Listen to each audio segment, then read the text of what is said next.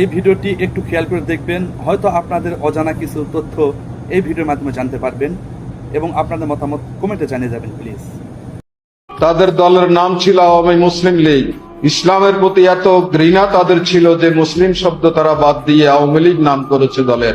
71 সালে তারা ক্ষমতায় এসে ঢাকা বিশ্ববিদ্যালয়ের মনোগ্রামে ইকরা বিস্মি রাব্বিকাল্লাযী কোরআনের আয়াত ছিল, সেই আয়াতকে তারা বাদ দিয়ে দিয়েছিল। উচ্চ মাধ্যমিক শিক্ষা বোর্ডের মনোগ্রামে রাব্বি জিদনি ইলমান কোরআনের আয়াতটি ছিল, আওয়ামী লীগ এই আয়াতটি বাদ দিয়ে দিয়েছিল। পুরান ঢাকাতে একটি কলেজ ছিল, ইসলামিক ইন্টারমিডিয়েট কলেজ।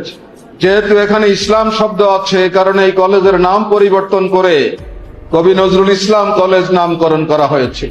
তাতেও তারা আশ্বস্ত হতে পারেনি, কারণ কবির নামের সাথে ইসলাম শব্দ আছে। কবির নামকে খণ্ডিত করে ইসলাম বাদ দিয়ে এখন সেই কলেজটির নাম হচ্ছে কবি নজরুল কলেজ।